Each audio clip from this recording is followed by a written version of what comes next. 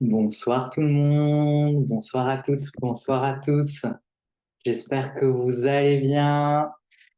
Coucou Nathalie, coucou Mathieu, coucou Marie-Lise, Carole, Didier, Cœur Améthyste, Azucena, Jeanne Ren. J'espère que vous êtes en forme.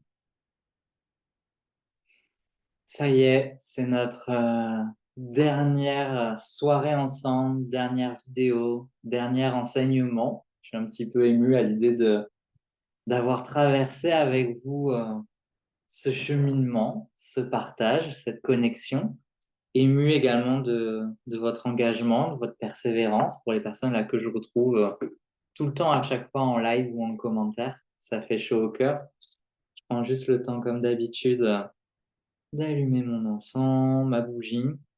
Toujours pareil, vous pouvez faire de même.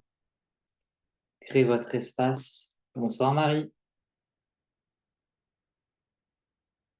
Hmm. Et dites-moi en commentaire comment ça va. Quel est le mot du jour pour définir votre état intérieur? Comment vous vous sentez? Pour ma part, je me sens bien, un petit peu plus de fatigue aujourd'hui, avec un petit rhume qui s'est glissé par là cette saison. Là, je suis un peu courbaturé. Je fais une grosse séance de sport cet après-midi. Les poids ont augmenté, donc j'ai bien mal au bras. Mais ça va, c'est pour du bon. C'est le corps qui se renforce, qui se consolide, qui se densifie. Donc j'accueille. Et vous alors, quel est le mot du jour pour définir votre état émotionnel, énergétique, physique? Asuna, super bien, en pleine forme. Cool, c'est bon ça.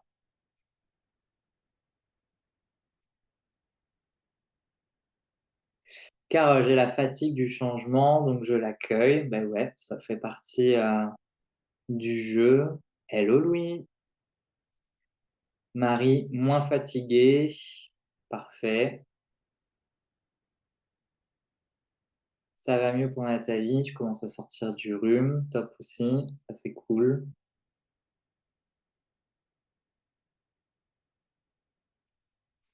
Bon, ça change un petit peu. Il y a eu des soirs où il y avait des énergies un peu moins hautes.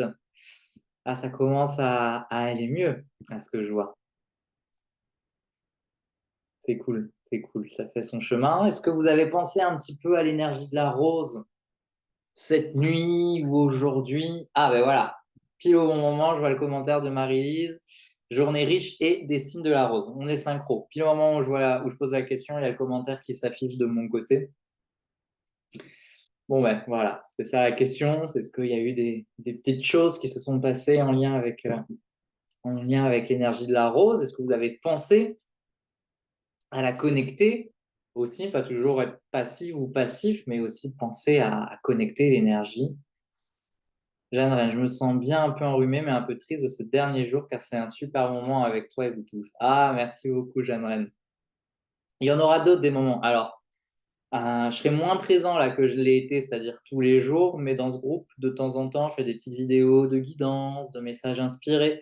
Donc le lien va se maintenir. Si vous me suivez sur Instagram, par exemple, je partage souvent des choses en story, en publication, ma newsletter, j'envoie des petits exercices, etc. Donc on va quand même rester en lien. Ok?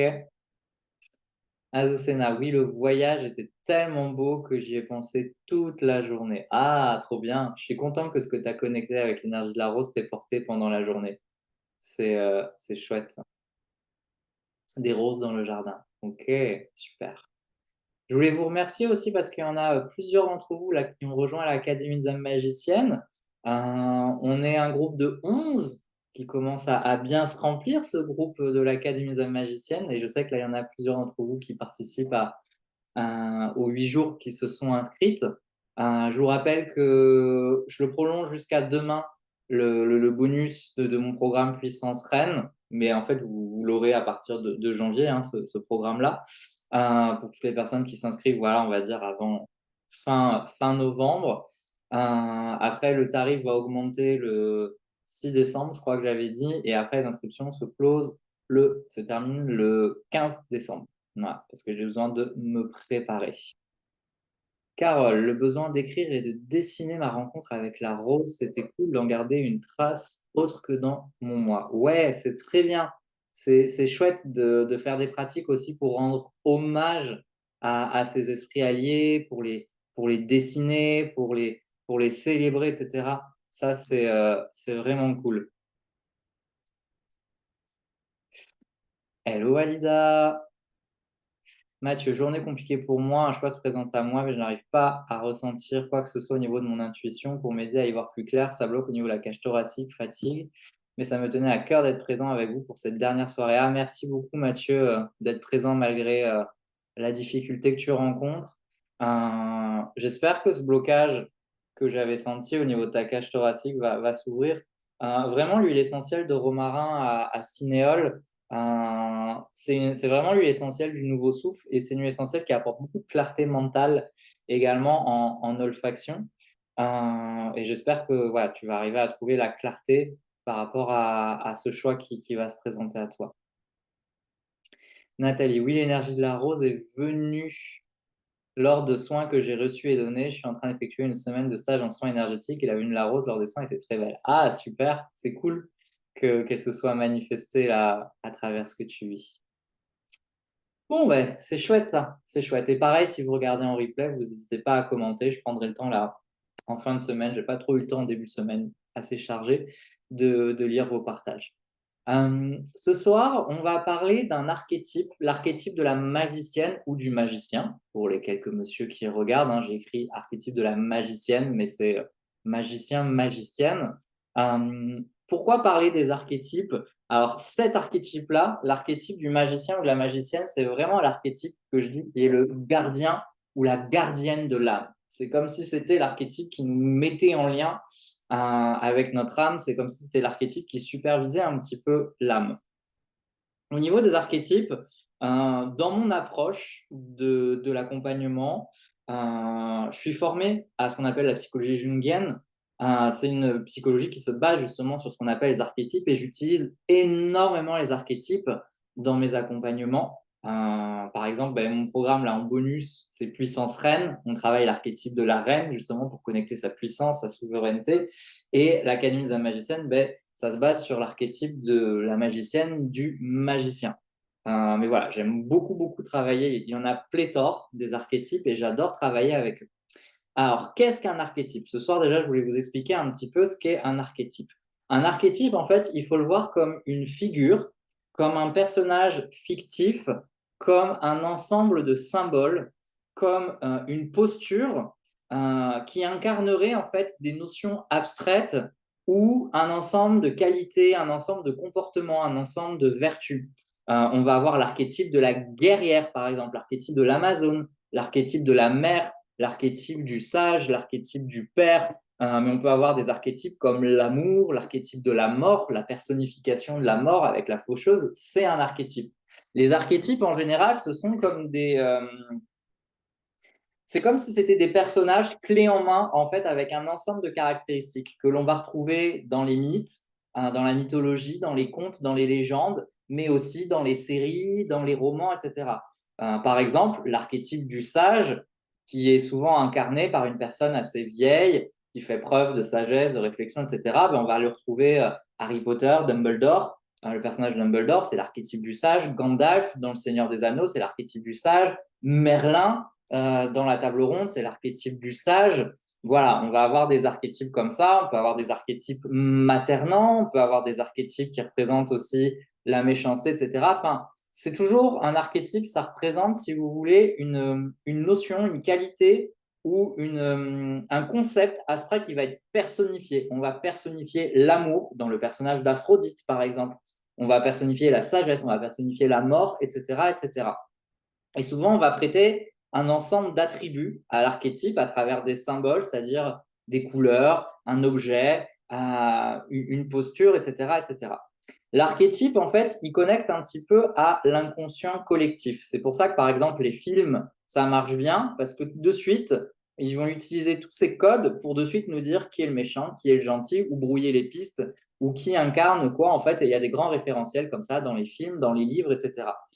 Donc, ça joue sur l'inconscient collectif, c'est-à-dire que quand on est connecté à un archétype, en fait, ça joue également sur notre inconscient et également sur des croyances collectives. Par exemple, quand on travaille l'archétype de la reine, eh bien, en fait, ça va nous mettre en résonance à des croyances collectives autour de la reine. Et on peut avoir des croyances positives, mais également des croyances négatives, comme la reine, elle est froide, la reine, elle écrase les autres, etc., etc. Donc, en fait, quand on travaille un archétype, l'idée, c'est de se réapproprier cet archétype et de se défaire des projections qu'il y a dessus. Par exemple, quand on est thérapeute ou quand on est dans l'accompagnement, on va parfois adhérer à cette espèce d'archétype de la thérapeute ou du thérapeute et certaines personnes vont prendre le packaging stéréotypé du thérapeute et vont s'empêcher d'être eux-mêmes et en fait vont être piégés dans cet archétype. Donc on va avoir des personnes, par exemple, moi je le vois au niveau de l'identité visuelle, chez énormément de thérapeutes, on retrouve des lotus, des arbres de vie, des galets, des mains qui sont ouvertes comme ça. Et parfois, la question que je me pose, et je l'ai vu avec certaines clientes, elles m'ont dit oui, en fait, j'ai pris ça parce que je ne vois que ça dans cet univers. Et en fait, ça ne correspond pas vraiment à qui elles sont. Et en fait, elles vont adopter tous les codes. Ça va être un certain discours, une certaine manière de se comporter. Et puis, ça va être aussi certaines projections, c'est-à-dire, ah, mais un thérapeute, il ne peut pas gagner beaucoup d'argent. Un thérapeute ou une thérapeute, il ne doit pas faire beaucoup d'argent, par exemple. Et donc, parfois, les archétypes, c'est ça, c'est qu'on rentre dans le piège de quelque chose. Ça peut être l'archétype de la maman aussi. Quand on rentre dans le rôle de la maman, il y a un peu ces croyances collectives de en tant que mère, je dois me comporter comme ceci, comme cela, etc. parce que la société attend ça de moi. Et donc, les archétypes peuvent avoir ce côté négatif par moment, c'est quand ils prennent le dessus, quand on est trop en lien avec un archétype, c'est comme si ça nous empêchait d'être nous-mêmes. Okay, ça, on va dire, c'est plutôt la facette obscure des archétypes. Ensuite, la facette positive des archétypes, c'est comme je vous ai dit, les archétypes, c'est un ensemble de symboles et de postures. Quand on travaille un archétype, on peut se relier à toutes les capacités, toutes les ressources, toutes les vertus que représente cet archétype. Par exemple, on peut avoir besoin de connecter son guerrier ou sa guerrière intérieure. C'est un archétype que l'on a en nous. C'est comme si on allait jouer le rôle, entre guillemets, de guerrier ou de guerrière, et ça va nous permettre de nous affirmer, de faire preuve de combativité, etc. Donc en fait, les archétypes, c'est un petit peu comme des rôles, comme des super pouvoirs que l'on peut activer en nous, tous ces archétypes-là. Il faut juste faire attention parce que comme ils sont liés à l'inconscient collectif, parfois ils peuvent nous piéger. Ça peut devenir caricatural où on peut rentrer en lien avec des espèces de croyances collectives. Et donc, en fait, l'idée de travailler les archétypes, c'est d'identifier quels sont nos archétypes dominants, quels sont les archétypes dans lesquels on est trop, parfois, de manière caricaturale, quels sont les archétypes qui nous maintiennent en lien avec des croyances négatives collectives, et quels sont les archétypes qu'on aurait intérêt peut-être à connecter ou à développer dans notre vie parce qu'on ne leur a pas laissé assez de place jusqu'à maintenant. Donc, c'est tout un travail, c'est un boulevard, c'est vraiment une approche de développement personnel, d'épanouissement personnel, thérapeutique, le travail avec les archétypes. Et moi, je trouve ça hyper fascinant parce que qu'est-ce que viennent nous dire les archétypes? Ils viennent nous dire qu'on peut être multiple, on peut être reine, guerrière, guerrier, magicien, magicienne, mère, père, sage, déesse, dieu. Enfin voilà, il y a plein d'archétypes, héroïne, héros, etc. Donc on peut changer. Ça nous parle de liens avec les schémas collectifs dont il faut se défaire parce que c'est vrai que parfois on se limite. C'est comme si vous faites un certain métier et sous prétexte que ce métier exige ceci ou cela, vous allez adapter tous les codes de ce métier au détriment de votre personnalité. Donc ça m'intéresse aussi, ce côté inconscient. Et pour moi, il y a une réelle magie de travailler avec les archétypes, c'est que c'est un vrai outil de transformation de soi. Et quand on vibre un archétype, parfois, ça change des choses dans notre vie, dans notre posture, dans nos comportements, dans notre énergie, dans notre état d'esprit. Il y a des choses qui changent comme ça quand on active des archétypes. C'est juste magique comme travail. Parce que ces archétypes, en fait, j'ai rien inventé, ils sont là depuis la nuit des temps. On les retrouve dans la mythologie. Les dieux sont hyper archétypales, en fait. Donc, c'est pour ça que c'est l'inconscient collectif. Parce qu'en fait, ces archétypes, ils ont véhiculé à travers le temps et à travers l'histoire, quoi. Et c'est ça qui est puissant. Et il y a même quelque chose d'assez universel quand on regarde les grandes légendes, les grands mythes fondateurs de différentes cultures, on retrouve toujours un peu les mêmes archétypes, le guerrier, la guerrière, la mère nourricière, le père sécurisant, etc., etc. Donc il y a quelque chose vraiment de puissant par rapport à ça. Est-ce que déjà juste ça, c'est clair pour vous, cette notion d'archétype? Est-ce que vous la comprenez un peu mieux?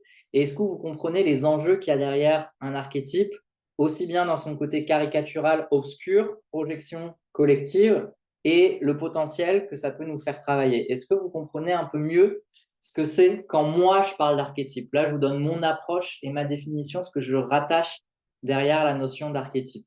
Est-ce que c'est un peu plus clair pour vous? Déjà ça, ou est-ce que je vous ai perdu?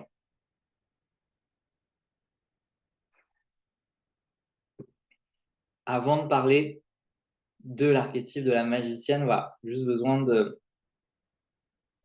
de savoir ce qu'il en est de votre côté par rapport à ce que je viens d'expliquer.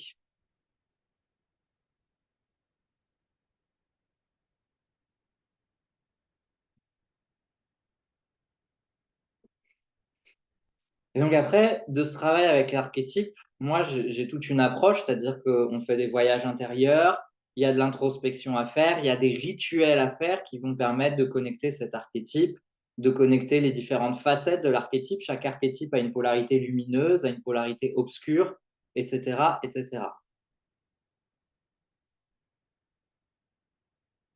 Ok, ça y est, je pense que majoritairement vous me suivez.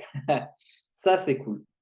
Donc ce soir, ben, j'avais envie de vous parler de l'archétype de la magicienne ou du magicien. Vraiment, voilà, je vais parler préférentiellement au féminin parce que vous êtes une majorité de femmes, mais vous traduisez les mecs, hein, vous mettez magicien. Moi, je ne parle pas de moi en disant que j'ai une magicienne. Moi, c'est un magicien intérieur. Parce que pour moi, c'est un archétype qui fait travailler énormément la connexion à l'âme. Euh, L'archétype de la magicienne, euh, pour la définir, je vais utiliser un deuxième archétype qui est l'archétype de la sorcière. On va parler de deux archétypes, sorcière et magicienne. Sorcier, magicien pour les mecs. Okay, ce sont deux archétypes qui sont en lien avec la thématique de la spiritualité. L'archétype de la sorcière et l'archétype de la magicienne gèrent tout ce qui est de l'ordre de la connexion à l'invisible. Connexion aux entités, connexion aux esprits de la nature, connexion aux guides spirituels, connexion aux rituels, connexion également à ce que l'on a à l'intérieur de nous en termes de blessures, en termes de cycles, etc. L'archétype de la sorcière ou du sorcier, on va dire que c'est un archétype qui est plutôt dark, pas dans le sens méchant, mais en fait, on va dire que c'est un archétype qui est plutôt initiatique, qui va être confrontant. Votre archétype de la sorcière ou du sorcier, c'est vraiment la part de vous qui va plonger dans son obscurité pour aller transformer les schémas négatifs, les tourments, faire remonter tout le caca, avec vraiment quelque chose de très initiatique, de très fort, presque effrayant, confrontant, souffrant. Et on en a besoin de cette énergie par moment dans notre vie. Hein. Pour traverser des choses, on a besoin de cette énergie du sorcier ou de la sorcière qui va trifouiller dans les entrailles de notre être, rencontrer nos démons intérieurs, en fait, et toute cette symbolique alchimique, mais assez dark, assez sombre. Okay, et après, on a un deuxième archétype qui est celui de la magicienne. En fait, elle travaille hein, main dans main, main dans la main, la sorcière et la magicienne. Et la magicienne, elle prend le relais une fois que la sorcière est venue pour sublimer les choses. On est toujours dans un travail alchimique, mais où il y a plus de beauté. C'est-à-dire, oui, je suis allé dans les profondeurs de mon être, dans mes entrailles, dans la souffrance, dans un parcours initiatique, mais maintenant, comment je peux sublimer ça pour créer de l'abondance, pour créer de l'amour, pour créer de la créativité, pour créer de l'émerveillement. La magicienne, elle est vraiment dans ce rôle-là. Et pourquoi, du coup, la magicienne, c'est la gardienne de l'âme? Parce que votre âme, elle a besoin d'être nourrie par de la beauté, par de l'émerveillement, par de la contemplation, par de la magie, par du sacré, mais qui est joli. On dit d'ailleurs, hein, quand un lieu est beau, quand on parle d'œuvres d'art, etc., on dit que c'est une véritable nourriture de l'âme. Et c'est en ce sens-là que l'archétype de la magicienne, c'est cet archétype qui gouverne, en fait, toute la connexion à l'âme, en fait. Elle manifeste vraiment la magie dans sa vie et également dans celle des autres. J'aime bien cet archétype de la magicienne ou du magicien parce qu'il y a un côté aussi un peu plus discret que la sorcière. La sorcière, comme on est, et le sorcier, comme on est dans quelque chose de très confrontant, on est dans quelque chose de très cliché. C'est un peu comme la vieille sage-femme du village ou le vieux monsieur. Voilà, on va rentrer dans son univers, on a un peu peur, c'est un peu mystérieux, etc. Et en fait, la magicienne, c'est un archétype un petit peu de tous les jours. C'est cet archétype qui est capable de faire du bien aux personnes sans forcément le dire directement, sans forcément le montrer. Elle utilise sa magie, elle la sème un petit peu partout par là pour créer des moments d'émerveillement, de beauté, de contemplation, de bien-être pour elle-même et également pour les autres. Si vous connaissez la série Un soupçon de magie ou Good Witch, ça s'appelle The Good Witch sur Netflix, le personnage principal, Katina Tingle, c'est vraiment la représentation de cette magicienne. En fait, elle tient, pour ceux qui ne connaissent pas, elle tient une boutique de plantes, de bougies, de cristaux, etc. Donc plein de choses de thérapie alternative. Et en fait, elle est très intuitive. Et quand on rentre dans sa boutique, de suite, elle sait ce qu'il faut pour la personne. Et en fait, elle va donner un objet, une pierre, etc. Et à chaque fois dans la série, en fait, il se passe plein de trucs autour de cet univers-là. Il y a un livre aussi qui s'appelle, je n'ai plus le nom, le roman, je crois que c'est La Marchande d'épices ou je sais plus quoi, où pareil, elle conseille quelque chose à quelqu'un et après, il y a toute une histoire qui se passe. Et c'est ça l'énergie de la magicienne, c'est-à-dire, j'en prends pas la forme, j'en prends pas l'aspect, mais dans ce que je vais transmettre à quelqu'un, ben, je crée des beaux moments. Et la magicienne, elle est capable également de le faire pour elle. En fait, la magicienne, elle a compris qu'elle avait des grosses blessures, des grosses difficultés, mais elle a réussi à transmuter ça en fait en quelque chose de plus léger que la sorcière. C'est moins lourd, c'est moins plombant que la sorcière. Alors attention, hein, la sorcière ou le sorcier, je ne veux pas le dénigrer, il a sa place.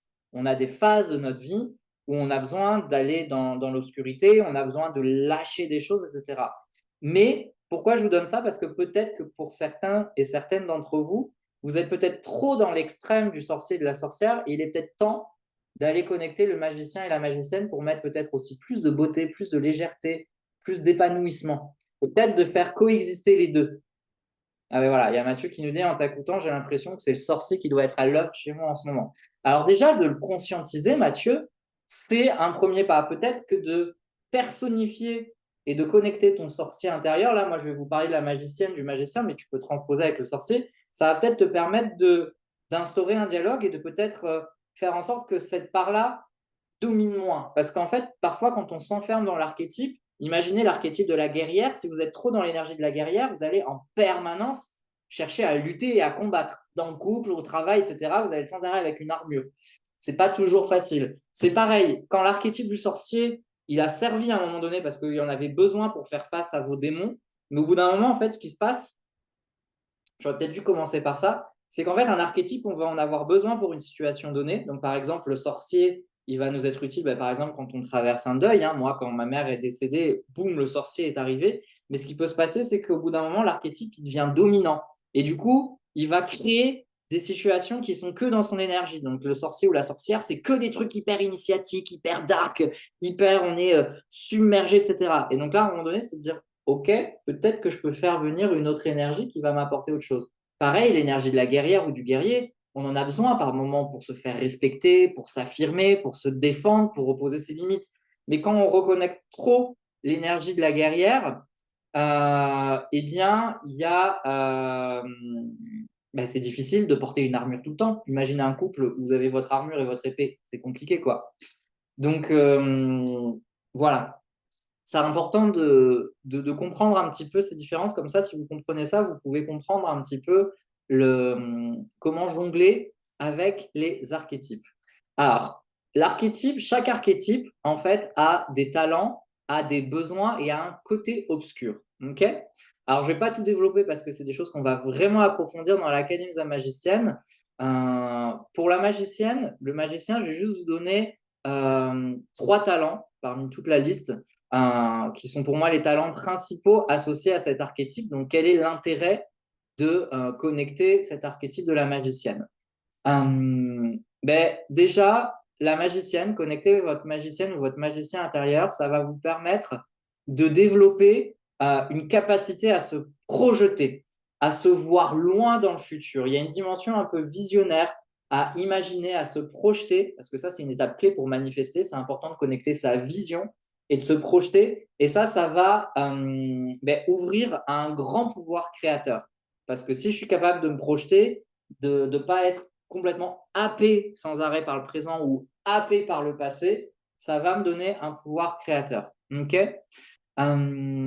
Ensuite, la magicienne, l'archétype de la magicienne ou du magicien possède une magnifique connexion à l'univers. En fait, elle a accès aux ressources de la nature, aux ressources subtiles de la nature, aux fréquences de l'univers, etc., pour elle et également pour les autres.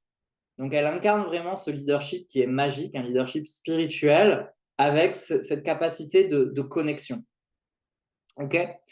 Et enfin, l'archétype de la magicienne, c'est vraiment un soutien parce qu'elle est capable de connecter son plein potentiel et celui des autres. Et en connectant ce plein potentiel, elle est capable de se transformer et d'évoluer en permanence, mais avec fluidité. On n'est plus dans une transformation initiatique à cause de choses, à coup de trucs lourds, mais justement avec plus d'aisance, avec plus de facilité. Donc ça serait, on va dire, les 3 talents de la magicienne. Il y en a d'autres, mais je trouve que là, ce sont les 3 principaux. Cette capacité visionnaire à se projeter dans le futur, connecter une grande vision, de l'inspiration, le pouvoir créateur par l'imagination, la projection.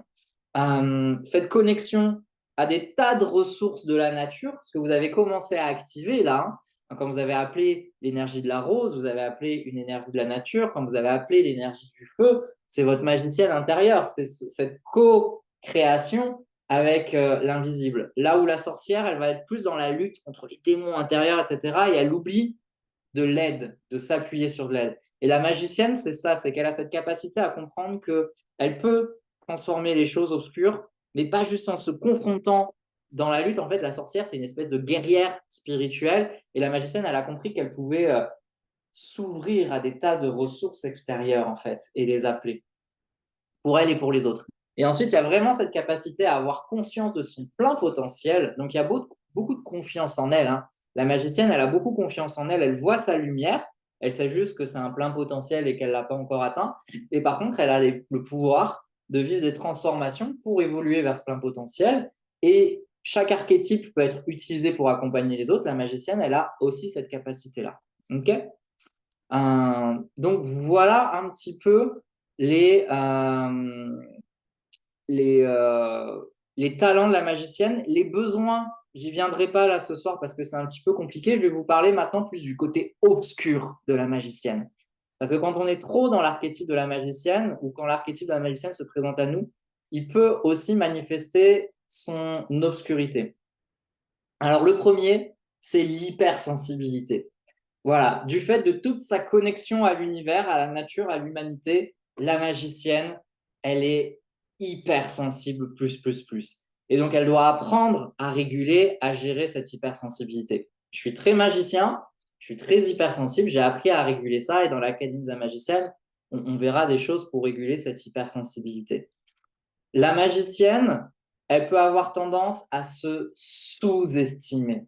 Oh que oui, la magicienne, elle se sous-estime vraiment parce qu'en fait, elle ne reconnaît pas sa puissance spirituelle. On ne lui a jamais appris à la reconnaître, cette puissance, on ne l'a jamais appris à l'incarner. Donc, elle est toujours en train de se minimiser, la magicienne. Une des grandes phrases de la magicienne, c'est « Non, c'est pas moi. Non, mais ça me vient comme ça, mais c'est pas moi, j'y suis pour rien. » Elle ne reconnaît pas sa valeur, elle ne reconnaît pas sa puissance, elle se sous-estime en permanence, la magicienne. Et enfin, la magicienne, elle peut avoir ce que j'ai appelé la distance. C'est ce sentiment de ne pas être à sa place, d'être en décalage complet avec les autres, la famille, la société, le monde. Un petit peu comme si elle était à côté de la plaque. Et il y a ce sentiment du coup qui manque quelque chose. En général, quand il y a ce sentiment qui manque quelque chose, c'est qu'il y a besoin de reconnecter à l'âme. Et la magicienne, elle manifeste comme ça là, il faut se reconnecter à l'âme. Donc voilà, il y a un peu cette sensation de manque, ce sentiment de décalage complet, de ne pas être à sa place. Et ce qui peut se passer, c'est que du coup, quand on est trop dans l'archétype de la magicienne, la dimension obscure de la magicienne, c'est la fuite. Ça va être une tendance à s'évader dans son imagination, dans les mondes subtils. Et du coup, l'archétype de la magicienne a besoin énormément d'ancrage et de se reconnecter au corps et de se ramener dans le corps. C'est pour ça que je me remets plus au sport. Oh, parce que clairement, je suis très magicien. Donc, autant tous les trucs des mondes subtils, il n'y a aucun problème. Il y a besoin de se remettre un petit peu dans le corps. Et c'est pour ça que d'ailleurs, dans les enseignements que je donne, il y a toujours un travail d'ancrage dans le corps. OK. Allez, et un petit dernier dans l'obscurité.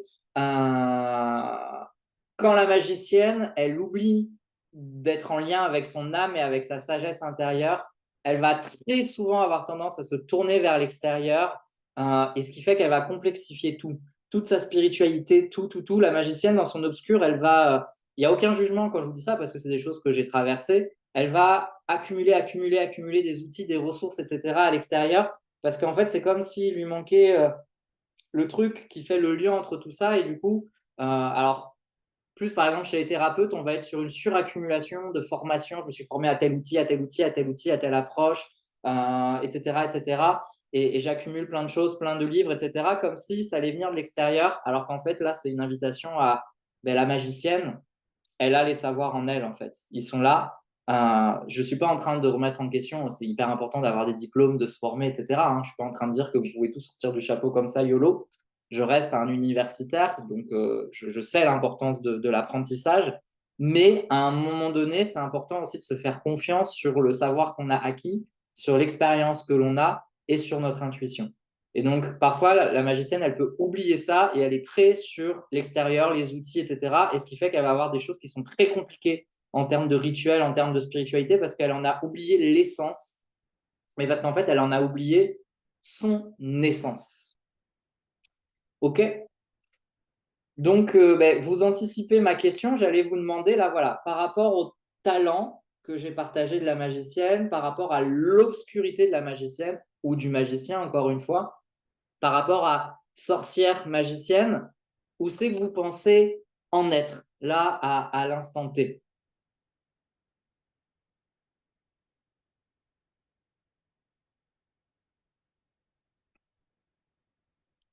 Ouf, ça fait monter la température de parler de tout ça, en tout cas.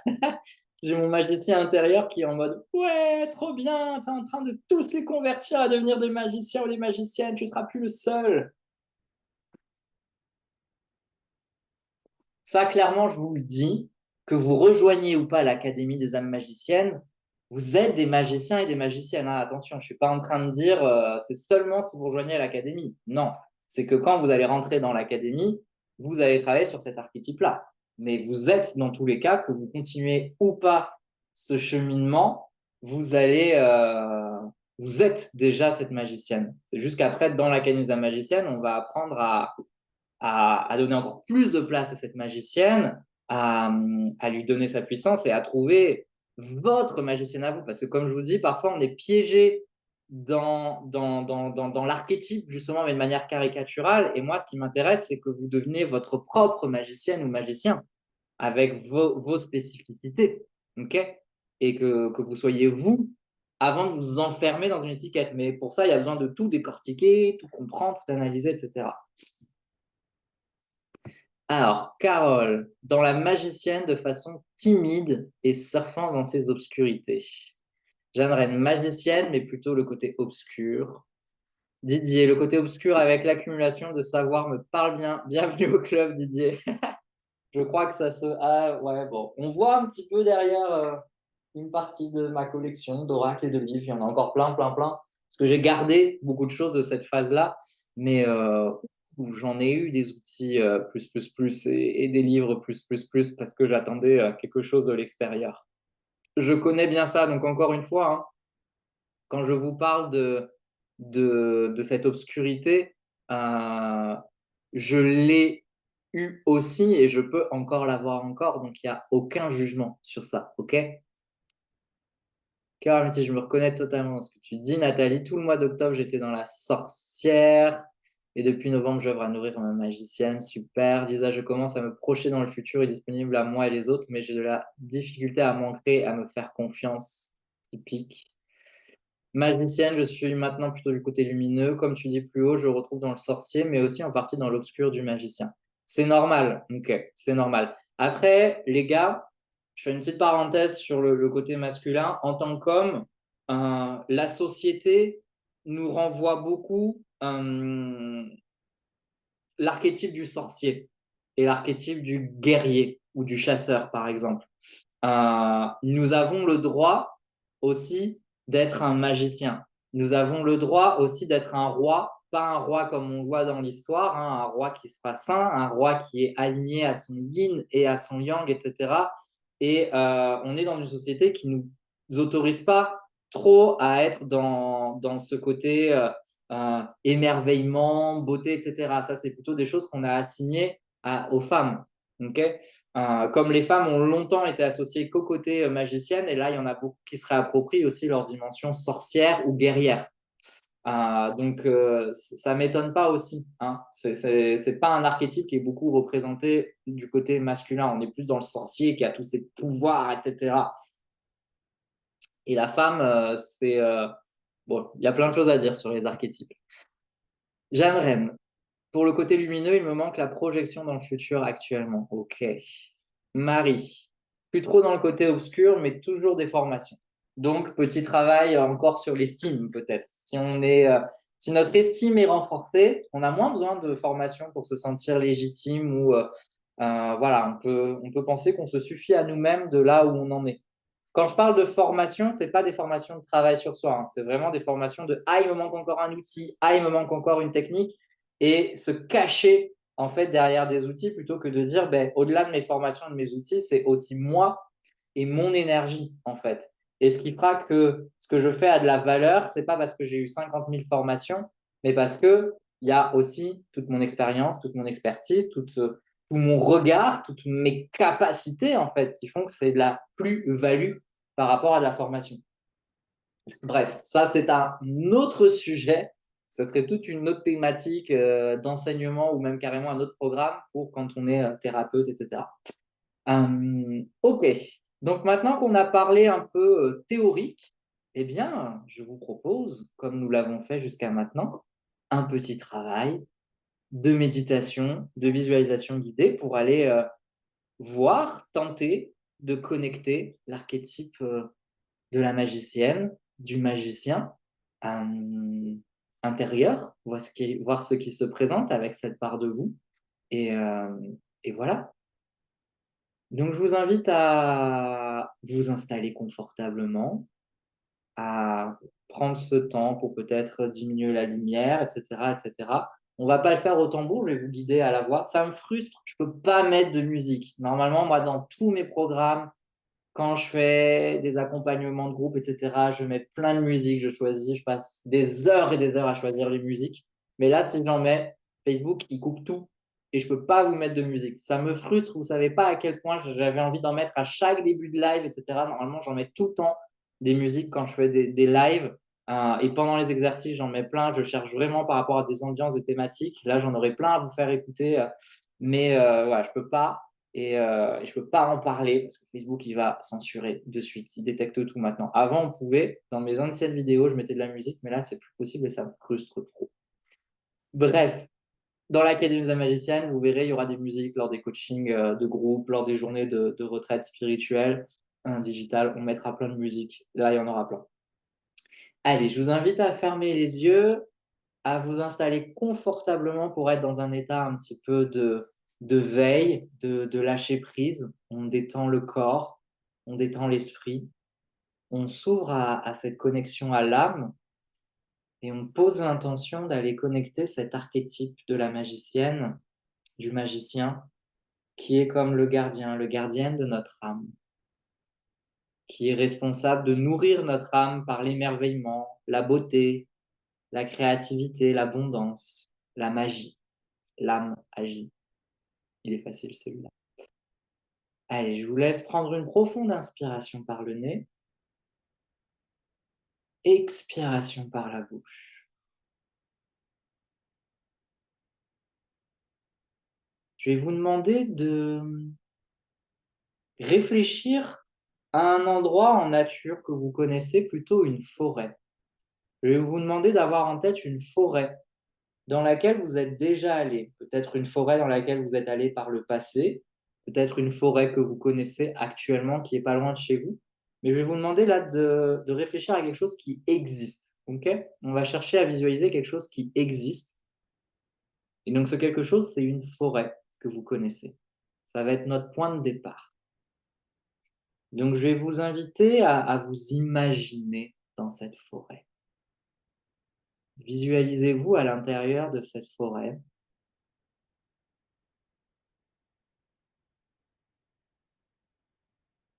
Et prenez le temps de voir ce qui vous vient à l'esprit. Est-ce qu'il fait nuit? Est-ce qu'il fait jour?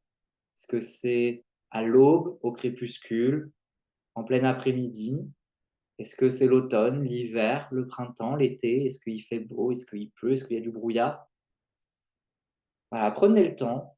Chacun, chacune aura des images différentes de cette forêt, mais essayez de voir ce qui vous vient à l'esprit. Ressentez la présence des arbres, des plantes, des animaux. Imaginez-vous en train de marcher dans cette forêt, de sentir sous vos pieds le sol, les feuilles, les plantes, les craquements, les bruissements,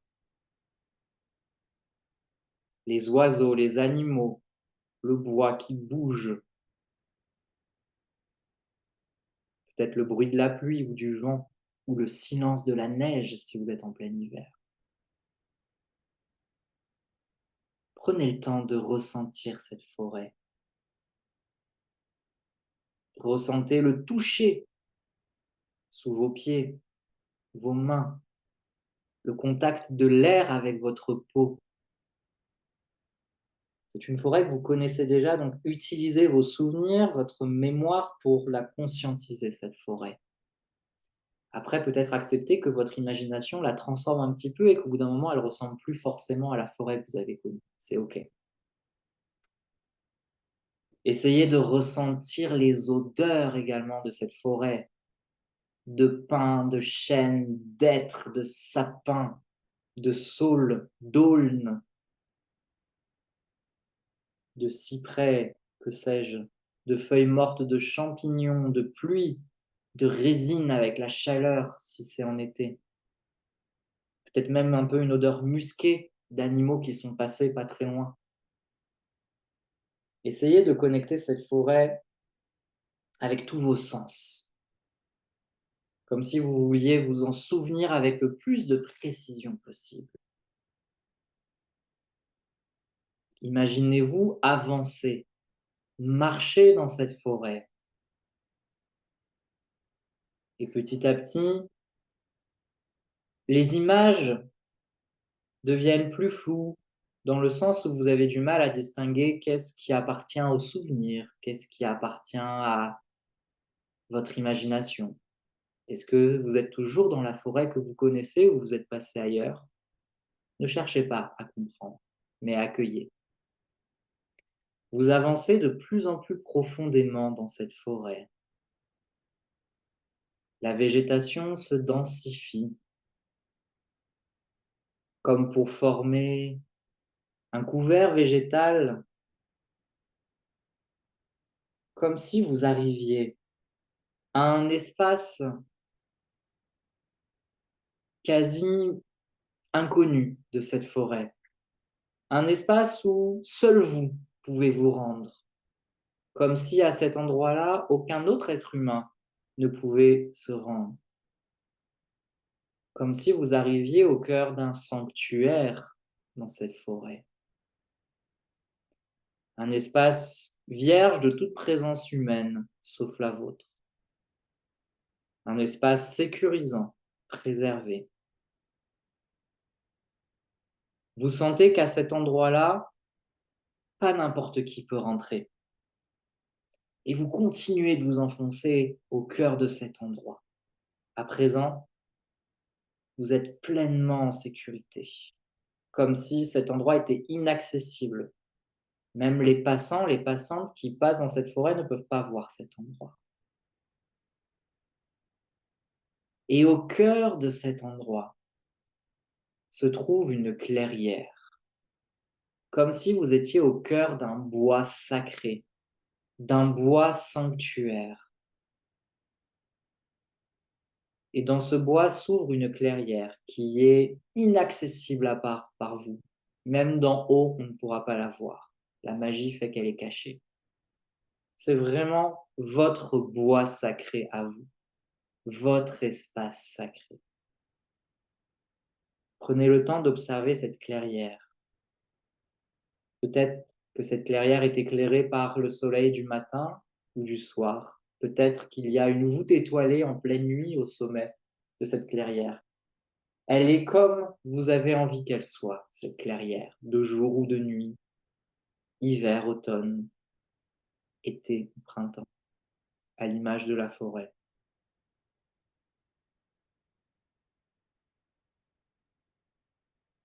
Et puis, vous commencez à apercevoir une forme au milieu de cette clairière, peut-être un peu floue au début. Et cette forme, dont les contours se dessinent progressivement,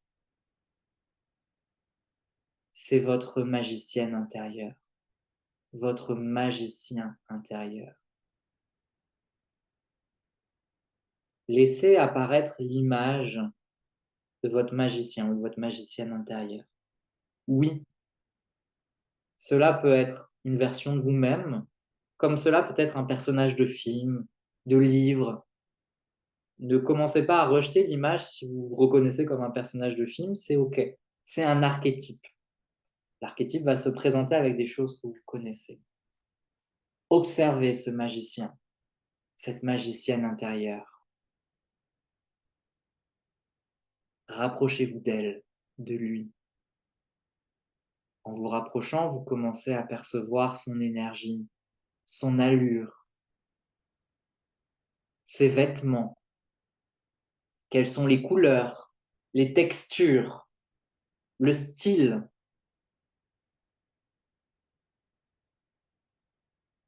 Qu'est-ce qui se dégage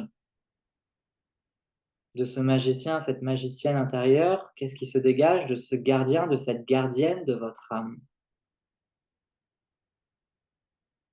C'est une part de vous, mais une part de vous archétypale. Mentalement, pour les personnes qui ne voient pas forcément, mais qui sont plus dans le ressenti, posez l'intention et dites: je connecte mon magicien, ma magicienne intérieure. Je me connecte à mon magicien, ma magicienne intérieure. Je te demande de l'aide aujourd'hui, magicien, magicienne intérieure.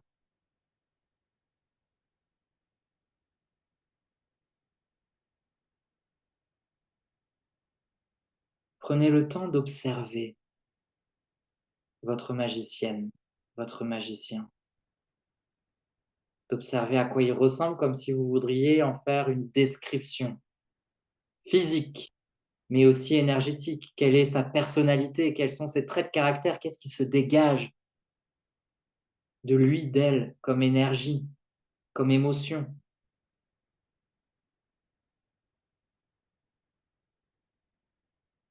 Rapprochez-vous encore plus de cette part de vous, comme pour peut-être établir un contact visuel, physique, sensoriel.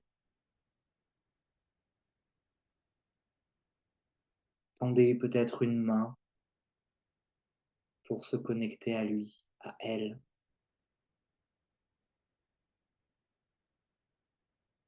Laissez votre être s'imprégner de son énergie. Ouvrez-vous à cette connexion.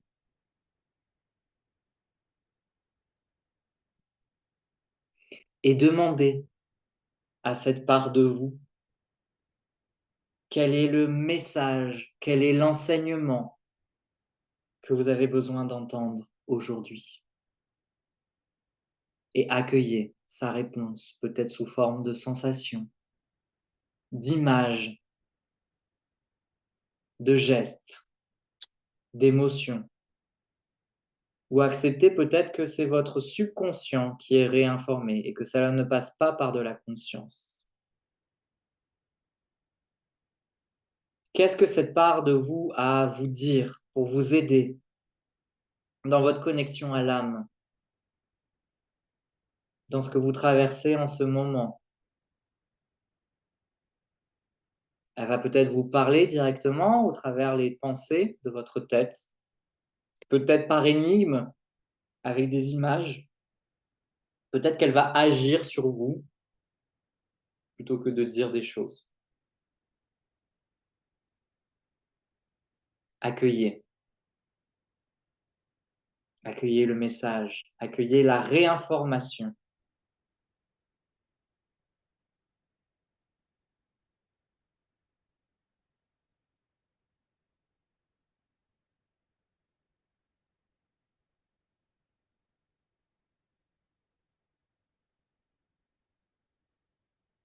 Profitez de ce moment de reconnexion, de rencontre peut-être pour la première fois avec cette part de vous. Peut-être une part de vous qui est familière pour certaines et certains d'entre vous, ou peut-être complètement nouvelle pour d'autres.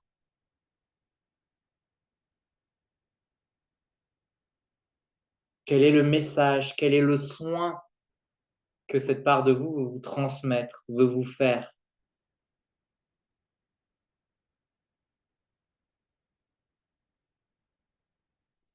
Remettez-vous-en à cette part de vous comme l'on s'en remet à quelqu'un pour nous aider. Déposez-vous à elle.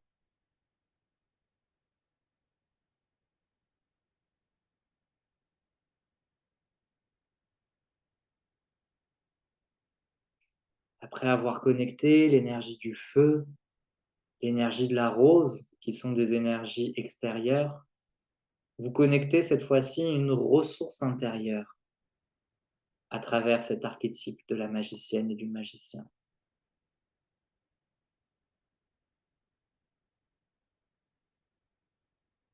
Vous prenez conscience de votre multiplicité,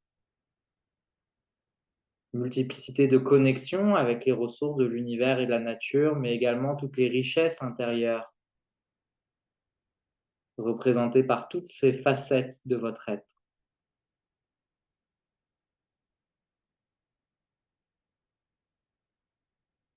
À travers tout ce que vous avez vécu au cours de ces 8 jours, vous avez initié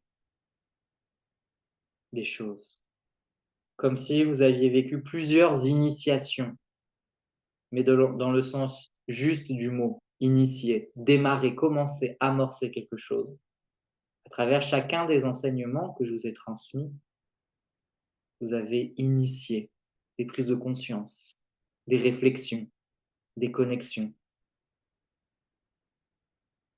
Initier la connexion avec votre intention. Initier la connexion avec l'énergie du feu. Initier la conscience du recouvrement d'âme.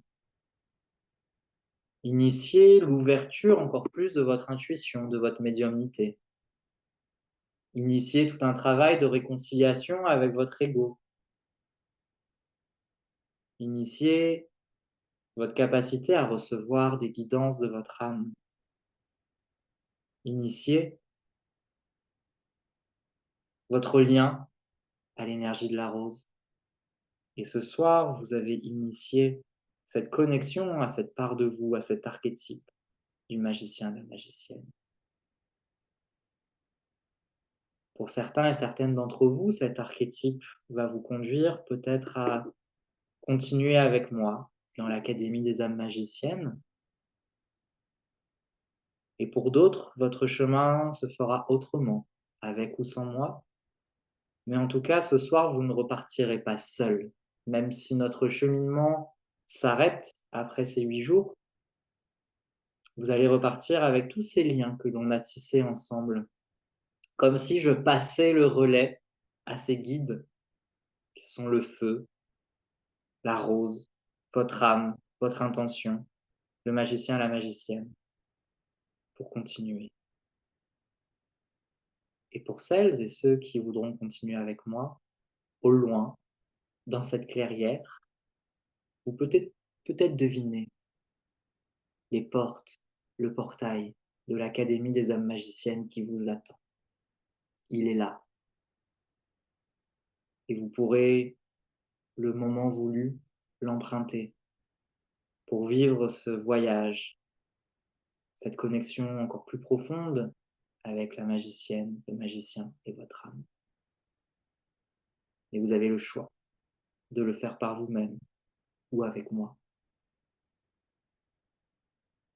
Dans tous les cas, je vais vous inviter à remercier votre magicien, votre magicienne intérieure pour cette connexion, même si vous n'avez rien vu ou même si vous croyez n'avoir rien vu. Remerciez cette part de vous. Et doucement, vous allez repartir de la clairière progressivement, revenir dans la forêt, réemprunter le chemin par lequel vous êtes venu jusque dans ce bois sacré.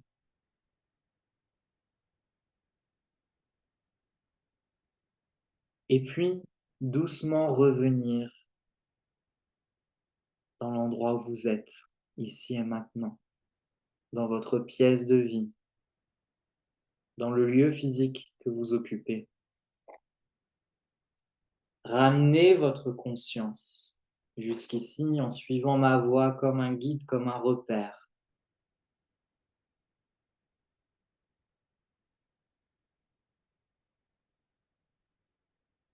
Reprenez doucement contact avec votre corps, avec votre conscience. Prenez place, ici et maintenant. N'hésitez pas à vous étirer, à bâiller. Puis vous pouvez rouvrir les yeux.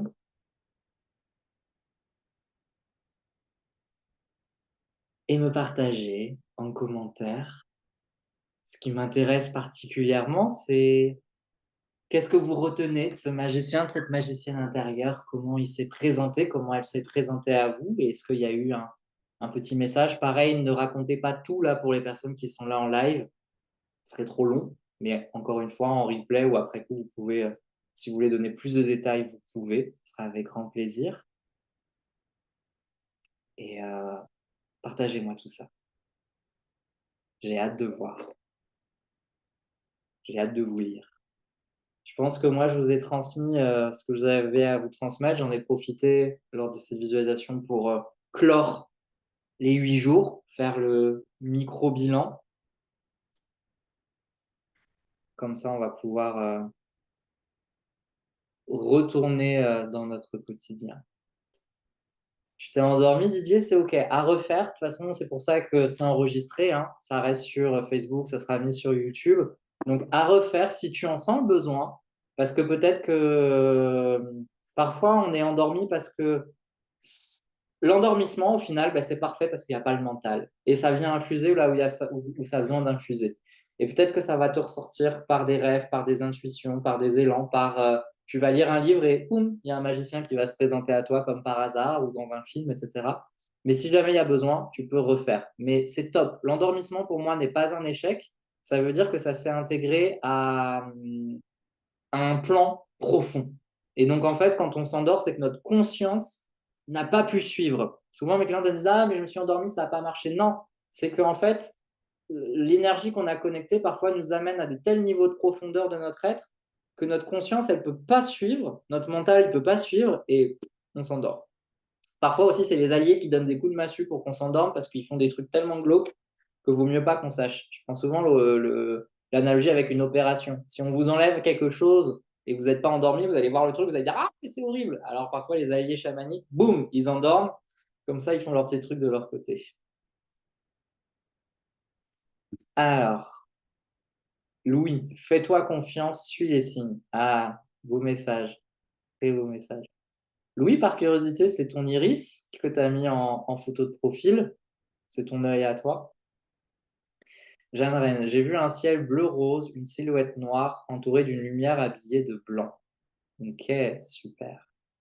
Lisa, sublime, une flamme en eau bleu clair du cœur de la terre jusqu'au ciel qui émet un air frais. Ça peut être aussi une version abstraite, hein, c'est ok. Carole, c'était très intime. Je me suis instantanément retrouvée dans ses bras, me remettant à elle et bénéficiant de toute sa douceur et de sa puissance. J'y suis restée tout du long. Ça m'a fait un bien fou que l'on gère pour moi. Mais oui, tellement, tellement. Azucena, j'ai traversé 2 saisons et dans la clairière, elle était là, tout de blanc vêtue. Et quand elle m'a pris la main, une grande lumière. Et quand elle m'a pris la main, une grande lumière, elle m'a invité à la suivre tout en me montrant le ciel. Ensuite, on s'est assis, elle m'a caressé la joue. Beaucoup de tendresse. Nathalie, c'était vraiment un beau moment, merci. J'ai vu une femme brune en robe blanche, genre gitane, avec un beau collier. Elle s'est approchée de moi en me donnant le feu qui sortait de ses mains.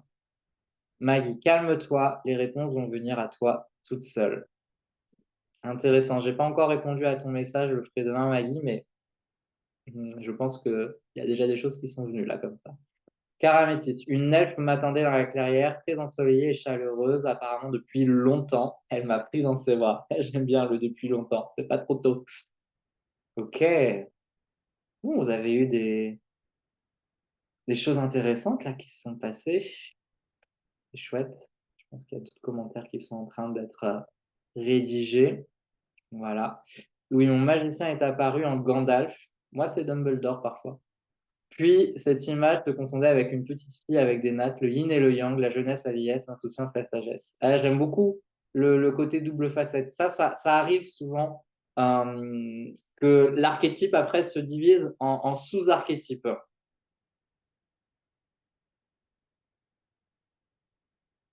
C'est bien mon iris. Mais tu as un très bel iris. Mathieu, je n'ai pas réussi à atteindre mon espace sacré ni à rencontrer mon magicien. Je ressens un blocage physique dans la colonne vertébrale, toujours au niveau de la cage thoracique, c'est comme verrouillé. Ok.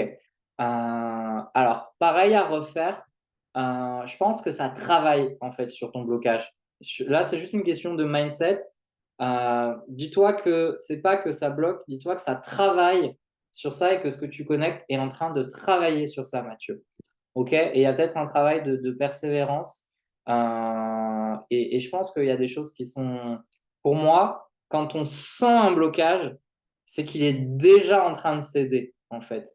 C'est qu'il y a déjà des choses qui sont en train de le déverrouiller. Et c'est pour ça qu'on le ressent encore plus fort, parce que c'est en train de travailler dessus.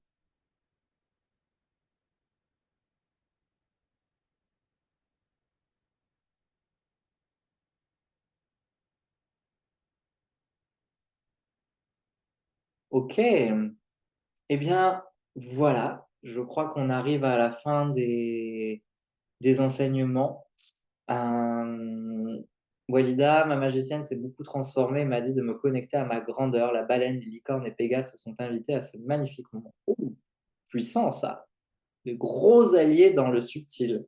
En même temps, vu que tu as rejoint l'Académie des magiciennes, ça ne m'étonne pas que ça arrive en masse. Va falloir être soutenu pour les 5 mois.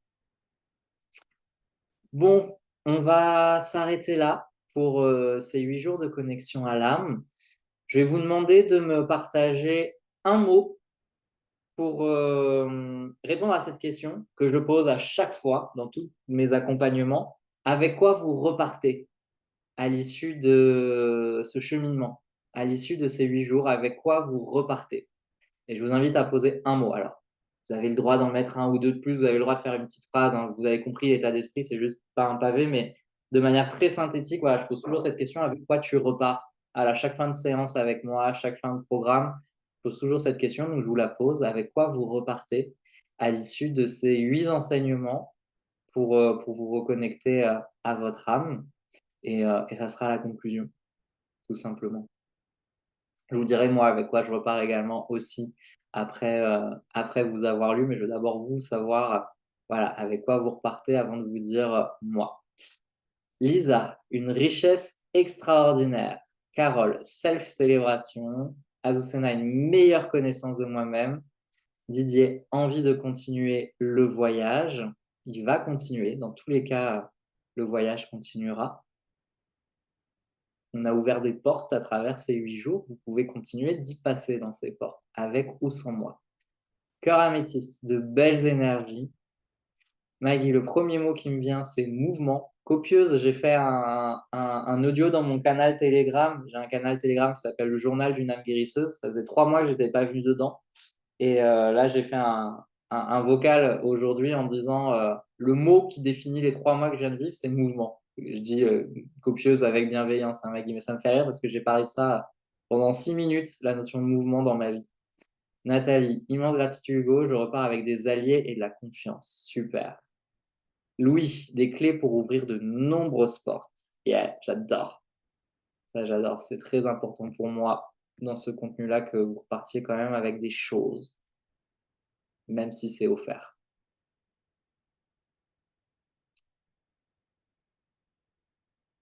Ok, je sais pas si tout le monde qui était là en live a écrit. Ouais, là, je repars avec l'impression de passer un autre step. Ça, c'est bon. J'aimerais une transformation et j'ai enfin pu me reconnecter à moi-même. Ah, trop bien. Ça me fait plaisir de dire ça. Jacqueline, de la lumière. Marie-Lise, de nouveaux alliés. Ok, super.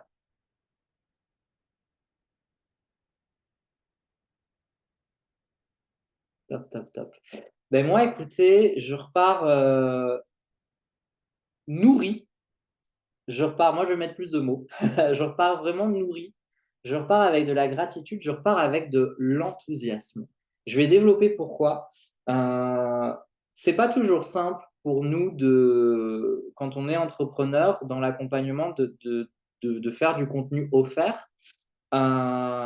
Et ça m'est arrivé par le passé de sortir de contenu offert comme ça, vidé et complètement épuisé. Parce que j'avais la sensation que j'ai dû tirer le groupe ou que c'était un flop parce qu'en face, personne participait. Et là, c'est important pour moi de déposer ça, c'est que vous étiez à fond. Que ce soit les personnes là en live, toutes les personnes qui sont là en live et les personnes qui commentent en replay, vous êtes à fond. Vous êtes vraiment à fond. Vous avez vraiment pleinement reçu ce que j'ai donné. Et, euh, et j'ai un peu d'émotion qui monte, mais ça fait du bien d'avoir des personnes qui reçoivent ce qu'on donne. Parce que donner juste pour donner, ça ne m'intéresse pas. Le fait de donner, de me dire que vous avez saisi là mes enseignements, que vous les avez appliqués, que vous les avez intégrés, que là vous allez peut-être cheminer encore avec, que vous avez été là jusqu'au bout, mais l'estime de soi, ça passe par un travail avec soi-même, mais c'est clair que l'estime de soi, elle passe aussi par la connexion à l'autre. Et je voulais vraiment vous remercier parce que à travers ces 8 jours, vous avez été un magnifique miroir et vous m'avez aidé à encore plus percevoir la valeur de ce que je transmets, la beauté de ce que je transmets. Et merci parce que ça fait tellement du bien de voir des personnes. Je veux dire, le contenu, il était offert souvent quand un contenu est payant. C'est vrai qu'on dit, ah ben j'ai payé. Là, vous m'avez fait confiance. Certains et certaines d'entre vous ne me connaissaient pas. Vous m'avez vu à travers la petite pub Facebook que j'ai faite. Vous ne me connaissez même pas. Vous êtes engagé dans le procès. Vous avez tout suivi jusqu'au début. Vous avez pris le temps, à chaque fois facilement 1 heure pour suivre les enseignements. Je parle vraiment aussi pour les personnes qui regardent en replay. Vous avez commenté, vous avez partagé parfois votre détresse, vos difficultés, votre joie, votre vulnérabilité, et ça fait vraiment du bien. Et c'est pour ça que je termine ces 8 jours nourris et pas vidés. Et vraiment, je vous le dis, parfois, j'ai eu vraiment des sensations de vide parce qu'à la fin, il n'y avait plus que 2 personnes qui participaient, voire parfois, il n'y avait plus personne et je parlais tout seul et j'avais l'impression de pisser dans un violon. Je le dis, ça m'est arrivé. Et ça m'est même arrivé à un moment donné d'être dégoûté et de dire bah, j'arrête de faire du contenu offert si c'est pour ça parce que j'en vois pas l'intérêt. Et là, vraiment, bah, vous m'avez vachement nourri. Et j'étais content de vous retrouver chaque soir. Et je repars, je suis content. Je suis content de moi, je suis content de nous. Et c'est juste trop bien.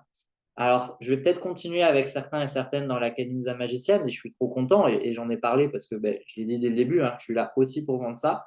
Mais le cheminement qu'on a vécu pour les personnes pour qui ça s'arrêtera là à l'instant T, parce que peut-être que vous continuerez autrement avec moi et on restera en lien. Et j'insiste, hein, je partage régulièrement du contenu ici sur mes réseaux sociaux et pas juste pour vendre, parce que j'aime bien transmettre aussi. Donc, on reste en lien vraiment. Ben, ça me fait trop du bien.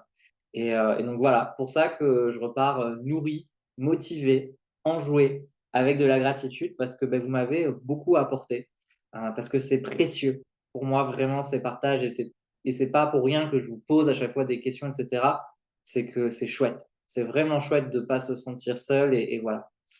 Donc, merci, merci beaucoup. Euh, il me reste plus qu'à vous souhaiter tout le bonheur du monde, comme le dit la chanson. C'est un vieux classique, mais j'aime bien. Voilà, je sais que la vie est ce qu'elle est, qu'il y a des blessures qu'on met beaucoup de temps à guérir, qu'il y a des blessures qu'on guérira jamais, qu'il y aura des hauts, il y aura encore des bas, avant et après les 8 jours de reconnexion à l'âme, il y aura des hauts, il y aura des bas, il y aura des difficultés. Mais je vous souhaite de garder la foi en la puissance de votre âme. Je vous souhaite de garder la capacité à créer des moments de beauté, des moments d'émerveillement, même dans les moments sombres, de pouvoir toujours garder cette force d'amour, cette force de vie, cette force de créativité, même dans des moments qui peuvent être difficiles. Je vous souhaite de continuer d'avancer avec vos blessures. Je vous souhaite de guérir certaines blessures. Je vous souhaite d'apprendre à vivre avec certaines blessures. Je vous souhaite de prendre conscience que l'on peut continuer à vivre, à créer, à nourrir des choses, même avec des blessures. Le but de la spiritualité, à mon sens, n'est pas de régler tous les problèmes de notre vie. Le but de la spiritualité n'est pas de venir guérir toutes les blessures. Le but de la spiritualité est pour moi là pour nous donner la force de continuer d'avancer dans cette vie qui est ce qu'elle est, avec ses hauts et ses bas, sa lumière et son obscurité, et que chacun, chacune, on puisse faire notre petit bonhomme de chemin, créer nos moments de beauté, d'émerveillement, et continuer d'alimenter notre feu sacré pour qu'il puisse, à son tour, alimenter le feu sacré d'autres personnes, que ce soit nos enfants, nos proches, nos amis, notre couple, les personnes que l'on accompagnera. Voilà, je pense que c'est vraiment ça le fond de ce que je propose. Encore une fois, moi, je ne prône pas venir guérir tous les problèmes, régler tous les problèmes, mais en tout cas, être là pour aider à traverser, définitivement. Donc, merci beaucoup. Prenez soin de vous. N'hésitez pas, si vous connaissez des personnes que ça pourrait intéresser, les vidéos sont encore accessibles dans mon groupe Facebook. Elles seront accessibles sur YouTube. Donc, n'hésitez pas. Gardez à l'esprit que tout ce que je propose comme accompagnement, c'est en distanciel. C'est pas du présentiel. La Canisa magicienne, c'est en distanciel. Tout ça, c'est en distanciel. Je propose très peu de choses en présentiel, en fait. Voilà, je dis ça parce qu'Azucena dit tu es loin pour moi, mais vraiment, c'est du distanciel. Moi, je ne fais pas de choses en présentiel. Donc, j'accompagne des personnes qui sont au Québec, j'accompagne des personnes qui sont à Singapour, j'accompagne des personnes qui sont au Kenya, en Belgique, en Suisse. Voilà, parce que ce qu'on fait là, il n'y a pas besoin d'être en physique, vous avez vu. Nous avons traversé, nous nous connectons là via une vidéo et il se passe des choses. Donc, en tout cas, prenez vraiment soin de vous. Merci encore pour votre confiance. Je reste disponible si vous avez la moindre question sur la Canisa magicienne. Je vous rappelle que jusqu'à demain, il y a un bonus. Après, le prix est encore accessible jusqu'au 6 décembre. Vous avez toutes les informations en lien. Je vais envoyer un mail avec tout le récap des vidéos après-demain. Et je vous dis dans tous les cas, à très bientôt. On reste en lien. Ciao, ciao!